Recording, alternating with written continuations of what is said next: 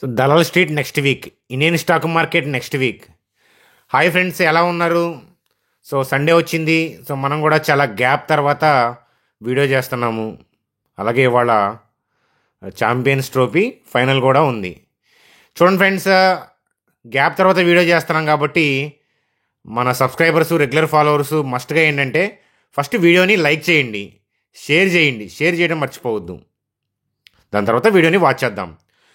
చూడండి ఫ్రెండ్స్, వచ్చే వారం కీలక ఈవెంట్స్ ఉన్నాయి. ఆ ఈవెంట్ తర్వాత మార్కెట్ పరిస్థితి ఏంటి, ఇంతకీ ఆ ఈవెంట్ ఏంటి వీడియోలో చూద్దాం.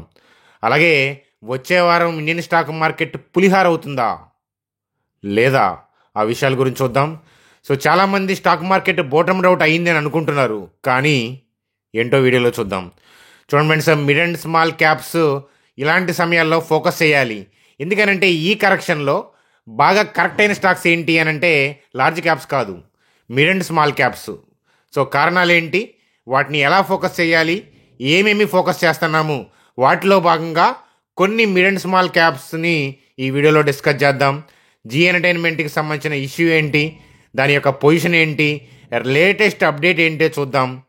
అలాగే ఎప్పటి నుంచో వెయిట్ చేస్తున్న న్యూస్ అండ్ సాఫ్ట్వేర్ యొక్క లెవెల్స్ ఏంటో చూద్దాం.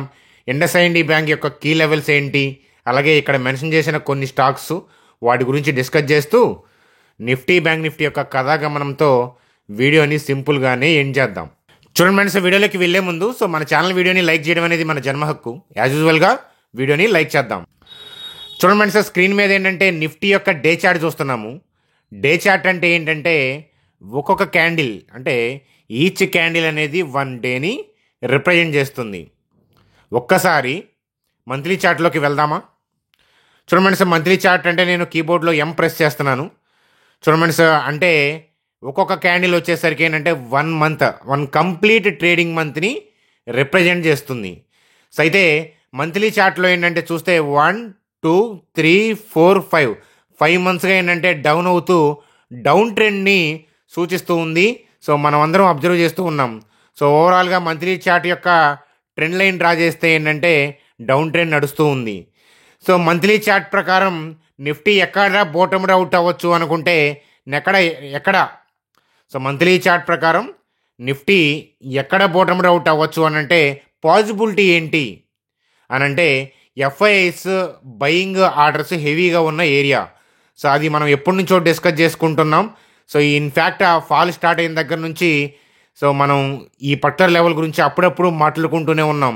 వాళ్ళ మదిలో ఉన్న లెవెల్ అయితే కనుక 21,135 స్పాట్, 19,832 స్పాట్. సో మంత్లీ చార్ట్లో ఈ లెవెల్ ఉన్నంత మాత్రాన ఖచ్చితంగా ఈ లెవెల్కి రావాలని రూల్ ఏం లేదు. మధ్యలో వాళ్ళకి థింగ్స్ అన్నీ నచ్చితే కనుక ఎఫ్ఐఎస్ మిడిల్లోనే బయింగ్కి వచ్చే పాసిబిలిటీస్ కూడా ఉంటాయని మనం డిస్కస్ చేసుకున్నాం. కానీ మంత్లీ టైం ఫ్రేమ్వర్క్ ప్రకారం మనం చూస్తున్నాం కాబట్టి ఈ లెవెల్ని మనం అబ్జర్వ్ చేస్తూ ఉండాల్సిన అవసరం ఎంతైనా ఉంది అని చెప్తాను. ఒక్కసారి weekly time framework point of వ్యూలో చూద్దాం. చూడండి friends, weekly time framework point of వ్యూలో చూస్తే 21,135, 19,832 అనమాట. సో ఈ పర్టికులర్ లెవెల్ అనేది మనకి చూపిస్తూ ఉంది. అంటే సో మనకి వీక్లీ చార్ట్లో కూడా ఎఫ్ఐఎస్ యొక్క బయింగ్ ఆర్డర్స్ హెవీగా ఉన్న ఏరియా 21,135 కిందనే సూచిస్తూ ఉంది. సో మంత్లీ టైం ఫ్రేమ్వర్క్లో డౌన్ ట్రెండ్ నడుస్తుంది, వీక్లీ టైం ఫ్రేమ్వర్క్లో కూడా డౌన్ ట్రెండ్ నడుస్తుంది, డైలీ టైం ఫ్రేమ్వర్క్లో కూడా మనకి డౌన్ ట్రెండ్ నడుస్తుంది. కానీ ఇది బాటమ్ అవుట్ అని అనుకుంటున్నారు, కానీ ఇది షార్ట్స్ కవరింగ్ ర్యాలీ. మనకి డ్రాపు, సో మధ్యలో షార్ట్ కవరింగ్ ర్యాలీ. చూడండి ఫ్రెండ్స్, డౌన్ ట్రెండ్ మధ్యలో షార్ట్ కవరింగ్ ర్యాలీ. ఇక్కడ వచ్చిన ర్యాలీ లాంటిదే ఇక్కడ ర్యాలీ వస్తూ ఉందన్నమాట. సో ఏ క్షణమైనా మళ్ళీ ఏంటంటే మనకి కిందకి మార్కెట్ని నెట్టే అవకాశాలు పుష్కలంగా ఉంది. రీసెంట్ లో బ్రేక్ అయ్యే పాసిబిలిటీస్ అయితే ఉన్నాయని చెప్పచ్చు. చూడండి ఫ్రెండ్స్, మనకి ఎప్పుడు డిప్ అవుతుంది అని అంటే మండే నుంచి జాగ్రత్తగా చూస్తుండాలి. అది రన్నింగ్ మూమెంట్లో మాత్రమే మనం అబ్జర్వ్ చేసి ఏ రోజు పడుతుందని చెప్పగలం. ఎందుకంటే రన్నింగ్ మూమెంట్లో వాళ్ళకి షార్ట్ కవరింగ్ అయిపోతే రన్నింగ్ మూమెంట్లో ఒత్తుతారు. సో కిందకి నెట్టేటప్పుడు ఏంటంటే మనం ఎర్లీగానే క్యాప్చర్ చేయొచ్చు. వాళ్ళు కిందకి నెట్టే మూమెంట్ని అబ్జర్వ్ చేస్తే కనుక నేను మీకు టెలిగ్రామ్ గ్రూప్లో అప్డేట్ ఇస్తాను. ఇప్పటివరకు మన ఛానల్ సబ్స్క్రైబ్ చేయకపోతే సబ్స్క్రైబ్ చేయండి. అలాగే సబ్స్క్రైబ్ చేసి ఇంకా టెలిగ్రామ్ గ్రూప్లో మెంబర్ కాకపోతే ఫ్రీ టెలిగ్రామ్ లింక్ ఇక్కడ ఉంది, మీరు చూస్తున్న వీడియో కింద డిస్క్రిప్షన్లో లింక్ ఉంది. దాని ద్వారా జాయిన్ అయితే మార్కెట్ రన్నింగ్ మూమెంట్లో పడే మూమెంట్ని ఏదైనా క్యాప్చర్ చేస్తే మీరు చూడటానికి, అబ్జర్వ్ చేయడానికి, ట్రేడ్ చేయడానికి కాదు, మీరు అబ్జర్వ్ చేయడానికి, నేర్చుకోవడానికి లాజిక్తో సహా ఎక్స్ప్లెయిన్ చేస్తే ఆ లెర్నింగ్ కర్వ్ని నేను టెలిగ్రామ్ గ్రూప్లో పోస్ట్ చేస్తాను. మీరు చూడొచ్చు. గతంలో పలుమార్లు మనం పోస్ట్ చేసినట్లే నేను పోస్ట్ చేస్తూ ఉంటాను అనేది చెప్తానన్నమాట. కాబట్టి సో మండే పడుతుందా, ట్యూస్డే పడుతుందా అనేది మనం మనం ఆ డే రన్నింగ్ చూసి మనం అబ్జర్వ్ చేయాలి. ఏ క్షణమైనా ఇండియన్ స్టాక్ మార్కెట్ మరొకసారి పులిహార అవడానికి సిద్ధంగా ఉంది అని చెప్పొచ్చు. అలాగే ఏంటంటే వెన్స్డే మనకి సిపిఐ డేటా వస్తుంది. సో వెన్స్డే మనకి సిపిఐ డేటా ఈవినింగ్ వస్తుంది కాబట్టి జనరల్గా సో థర్స్డే మనకి చాలా కీలకం. అలాగే వెన్స్డే ట్రేడింగ్ కూడా చాలా చాలా కీలకము. మన వెన్స్డే యొక్క క్యాండిల్ యొక్క మూమెంట్ని బట్టే సిపిఐ డేటా ఎలా ఉంటుందనేది అంచనా వేయచ్చు. సిపిఐ డేటా అంటే ఇన్ఫ్లేషన్ బట్టే ఆర్బీఐ డెసిషన్స్ ఉంటాయి కదా, రేట్ కట్ చేయాలా వద్దా, ఫర్దర్గా ఎలాంటి డెసిషన్ తీసుకోవాలి అని. కాబట్టి ఎవ్రీ మంత్ వచ్చే సిపిఐ డేటాను అబ్జర్వ్ చేయడం అనేది చాలా ఇంపార్టెంట్. సిపిఐ డేటా చాలా ఫేవర్గా వస్తే మార్కెట్ యొక్క ట్రెండ్ చేంజ్ అయ్యే పాసిబిలిటీస్ ఉన్నాయి, డౌన్ ట్రెండ్ నుంచి అప్ ట్రెండ్కి. అందువల్ల ఏంటంటే సిపిఐ డేటాను మనం క్లోజ్గా వాచ్ చేయక తప్పదు అని చెప్పి చెప్తాను. అలాంటప్పుడు సిపిఐ డేటా ముందు మనం పాజ్ మోడ్లో ఉండటం అనేది ఇంపార్టెంట్. సో ఈలోపు కొద్దిగా మరొకసారి పులిహార చేసే అవకాశాలు, ఆ పాసిబిలిటీస్ ఉన్నాయి. దాన్ని బట్టి ట్రేడ్ చేయొద్దు. ఎందుకంటే ఇలాంటి సమయాల్లో F&O చేయడం అనేది రిస్కీ అవుతుంది అనేది ఖచ్చితంగా చెప్తాను. ఇది F&O చేయడానికి సరైన సమయం కాదు. సరైన సమయం అప్పుడు నేను ఖచ్చితంగా మీకు వివరణ ఇస్తాను. ఏదైనా పైకి మంచి మూమెంట్స్ ఉంటే, క్యాప్చర్ చేసే మూమెంట్స్ ఉంటే మిమ్మల్ని ఎడ్యుకేట్ చేసే ప్రయత్నం ఖచ్చితంగా చేస్తానని చెప్పి చెప్తాను. చూడండి సార్, బ్యాంక్ నిఫ్టీ గురించి చూసే ముందు జీ ఎంటర్టైన్మెంట్ గురించి, దానికి సంబంధించిన అప్డేట్ చూద్దాం. జీ ఎంటర్టైన్మెంట్ యొక్క 10 years డేటాను మనం చాలాసార్లు డిస్కస్ చేసుకున్నాము. ఇప్పుడున్న న్యూస్ అప్డేట్ ఏంటి అని అంటే రీసెంట్గా 100 లోపు వెళ్ళినప్పుడు కూడా మనం ఒకసారి అబ్జర్వ్ చేయమని చెప్పాము. ఎందుకనంటే డెట్ ఫ్రీ కంపెనీ జీ అనేది G5 ఓటీటీ బిజినెస్ అనే దానికి స్కోప్ ఉంది. కానీ దీనికి ఉన్న ప్రాబ్లం వల్ల ప్రమోటర్స్ హోల్డింగ్ అనేది పూరు, ఎఫ్ఐ స్టేక్ టూ మచ్గా ఉండటం అనేది, ఎఫ్ఐ స్టేక్ కాదు రీటైలర్ స్టేక్ కూడా మనకి ఎక్కువ ఉంటాం, ఎఫ్ఐ స్టేక్ కూడా ఎక్కువ ఉండటం అనేది మనం చూసామన్నమాట. సో ఆ డిస్కషన్ అంతా చేసుకున్నాం. అయితే చాలా రోజుల తర్వాత ఏంటంటే ప్రమోటర్ కొన్ని లక్షల షేర్లు కొని కొంత స్టేక్ని ఆక్యుపై చేశారు. దానికి సంబంధించిన న్యూస్ అప్డేట్ 0.29% స్టేక్ ఆక్యుపై చేశారు. 27 lakh షేర్స్ వర్త్ ఎంత అంటే 27 crores ఓపెన్ మార్కెట్ ద్వారా పర్చేజ్ చేశారనమాట. ఇది శుభసూచకం అని చెప్తాను. 95% కార్పొరేట్ గవర్నెన్స్ ఇష్యూస్ పోయాయి. మనకి మోస్ట్లీ ఏంటంటే రెవెన్యూ కనుక గాడిన పడితే ఏంటంటే స్టాకు ఇక్కడ ఉన్న లెవెల్ నుంచి మంచి పొజిషన్కి వెళ్ళే అవకాశాలు ఉన్నాయి ప్రైస్ పాయింట్ ఆఫ్ వ్యూలో కూడా. కానీ రెవెన్యూ అనేది లాస్ట్ క్వార్టర్లీ చూస్తే కొద్దిగా గాడిన పడుతూ ఉంది. ఇయర్లీ రెవెన్యూ గాడిన పడ్డప్పుడు ఏంటంటే ప్రమోటర్స్ అంటే ప్రమోటర్స్ అని కాదు, మామూలుగా ఇన్వెస్టర్స్ ఎక్కువ పెట్టుకోవడానికి కూడా వెనకాడరు అనేది చెప్తానమాట. జీ ఎంటర్టైన్మెంట్కి ఉన్న ప్రోస్ కాన్స్ మనం చాలాసార్లు మాట్లాడుకున్నాం, అదనమాట కదా. చూడండి, అలాగే IDFC first bank growth point of వ్యూలో ఏదైనా మనకి బ్యాంక్ ఉంది అని అంటే ఐడిఎఫ్సి ఫస్ట్ బ్యాంక్ గురించి ఒకసారి అబ్జర్వ్ చేయమంటాను. IDFC first bank, federal bank, Bandhan bank ఇట్లాంటివి అబ్జర్వ్ చేయమంటాను. ఎస్పెషల్లీ ఐడిఎఫ్సి ఫస్ట్ బ్యాంకు వాళ్ళు బ్రాంచ్లు ఎక్స్పాండ్ చేస్తూ ఉన్నారు. మీరు అబ్జర్వ్ చేస్తే ఐడిఎఫ్సి ఫస్ట్ బ్యాంకు ఇంతకుముందు ఒకప్పుడు ఏంటంటే అన్ని బ్రాంచ్లు ఉండేవి కాదు. మీ ఏరియాలో కూడా ఐడిఎఫ్సి ఫస్ట్ బ్యాంక్ వస్తూ ఉంది. చాలా ఏరియాలో మీ టౌన్స్ వాటిలో కూడా ఈ పాటికి వచ్చి ఉంటుంది, చూడండి. అలాగే బిజినెస్ పాయింట్ ఆఫ్ వ్యూలో లాస్ట్ 10 years డేటా మీరు ఇక్కడ చూడొచ్చు, ప్రాఫిట్స్ చూడొచ్చు.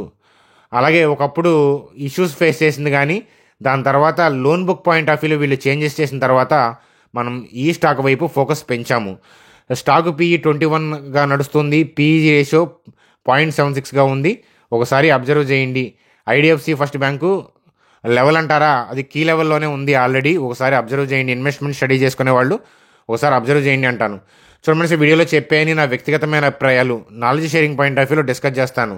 అందువల్ల మీ ఫైనాన్షియల్ అడ్వైజర్ని తప్పక కలవండి అని చెప్పి మరొకసారి చెప్తాను. చూడండి ఫ్రెండ్స్, కోవిడ్ ఫాల్ తర్వాత సరి అయిన ఫాల్ అనేది రాలేదు.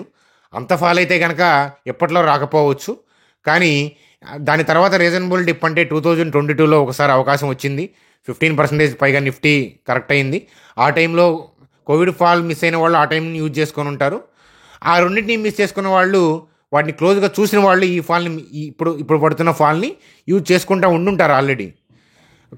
కోవిడ్ ఫాల్ దగ్గర నుంచి చూడని వాళ్ళు 24లో మాత్రం వచ్చిన వాళ్ళు, మార్కెట్లోకి వచ్చిన వాళ్ళు ఈ ఫాల్ చూసి భయపడతా ఉంటారు. కానీ ఇండియన్ స్టాక్ మార్కెట్కి ఫాల్స్ కొత్త కాదు. అసలు ఏ స్టాక్ మార్కెట్ అయినా ఫాల్ అవ్వకుండా కంటిన్యూగా పైకి వెళ్దాం.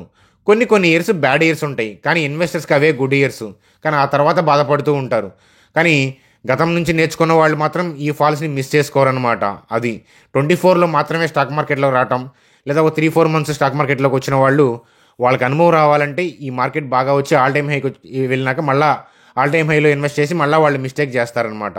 అది చూడండి సార్, స్టాక్ మార్కెట్లో ప్రైస్లు పడిపోతూ ఉంటాయి, పెరిగిపోతూ ఉంటాయి. అది సర్వసాధారణం. బిజినెస్ పాయింట్ ఆఫ్ వ్యూలో ఇయర్లీ రెవెన్యూలు వాటిలో గ్రోత్ ఉంటే ఆ స్టాక్స్ పీఈ రేషియో చూసుకొని ఆ కంపెనీ మేనేజ్మెంట్ యొక్క థింగ్స్, వాళ్ళ గైడ్లైన్స్లు చూసి మీకు నచ్చి ఆ బిజినెస్కి స్కోప్ ఉందనుకుంటే కనుక మీ ఫైనాన్షియల్ అడ్వైజర్ని కలిసి కొద్దిగా ఇన్వెస్ట్మెంట్ చేసుకోవచ్చు.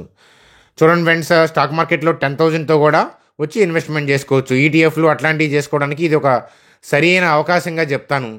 సో అయితే ఏంటంటే, మీలో ఎవరికైనా డీమ్యాట్ అకౌంట్ లేకపోతే ఇక్కడ డిస్క్రిప్షన్లో ఏంజల్ అకౌంట్ ఇచ్చాను చూడండి. వాళ్ళు ప్లాట్ఫామ్ బాగుంటుంది. అలాగే మీరు మొబైల్ నెంబర్ ఎంటర్ చేసి ఓటీపీ ఎంటర్ చేస్తే 10 మినిట్స్లో అకౌంట్ ఓపెన్ అయిపోతుంది. అకౌంట్ ఓపెన్ చేసిన తర్వాత మీ ఐడిని మా టీం నెంబర్కి పంపిస్తే ఏదైనా వెబినార్లు ఉన్నా మీకు ఇన్ఫామ్ చేస్తాను. వాళ్ళు ఏదైనా వెబినార్లు కండక్ట్ చేస్తున్నా, లేదా ఏదైనా ఆఫ్లైన్ వర్క్షాప్స్ కండక్ట్ చేస్తున్నా, నేను మీతో ఏదైనా ఇంటరాక్ట్ అవ్వడానికి వెబినార్లు అయినా కూడా మీకు ఇన్ఫామ్ చేస్తాను. మీరు చేయాల్సిందల్లా అకౌంట్ ఓపెన్ చేసి లింక్ ద్వారా క్రియేట్ చేసిన ఐడిని మా టీం నెంబర్కి వాట్సాప్ చేయండి అని చెప్తాను. చూడండి ఫ్రెండ్స్, దాని తర్వాత మనం డిస్కస్ చేసుకున్న స్టాకు ఆప్టస్.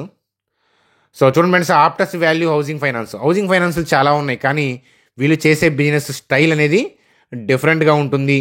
సో సెల్ఫ్ ఎంప్లాయిడ్కి, లో అండ్ మిడిల్ ఇన్కమ్ ఫ్యామిలీస్ వాళ్ళ మీద ఫోకస్ చేశారు. కానీ సెల్ఫ్ ఎంప్లాయిడ్ మీద ఫోకస్ చేస్తున్నప్పుడు రిస్క్ కూడా అలాగే ఉంటుంది. కానీ వాళ్ళు ఏంటంటే సక్సెస్ అచీవ్ చేశారు. చూడండి సార్, మనం పిక్ చేస్తున్న, అంటే మనం స్టడీ చేస్తున్న, ఫోకస్ చేస్తున్న స్టాక్స్ వాటిల్లో ఏంటంటే ఆ సెక్టార్లో రిమైనింగ్ కంపెనీస్తో కంపేర్ చేస్తే ఆప్టస్ ఎలా డిఫరెంట్ అనేది మనం చూస్తే కనుక, వీళ్ళు ఫోకస్ చేస్తుంది సెల్ఫ్ ఎంప్లాయిడ్, లో అండ్ మిడిల్ ఇన్కమ్. సో లో అండ్ మిడిల్ ఇన్కమ్ వాళ్ళు భయపడతారు లోన్స్ ఎగ్గొట్టడానికి. బాగా హై క్లాస్ వాళ్ళు ఏంటంటే 100 కోట్లు తీసుకొని జంపు కొడతారు వేరే కంట్రీలకి. దానివల్ల ఏంటంటే బ్యాంక్స్ దివాళా తీసిన సందర్భాలు చాలా ఉన్నాయి మనం హిస్టరీ చూస్తే. కానీ వీళ్ళేంటంటే సెమీ అర్బన్, రూరల్ ఏరియాస్, ఎవరు ఫోకస్ చేయని ఏరియాలో ఫోకస్ చేయడమే కాకుండా దానికి సక్సెస్ సాధిస్తూ ఉన్నారు.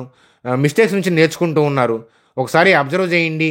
ఆప్టస్ వాల్యూ హౌసింగ్ ఫైనాన్స్ గురించి గతంలో చాలాసార్లు చెప్పాను.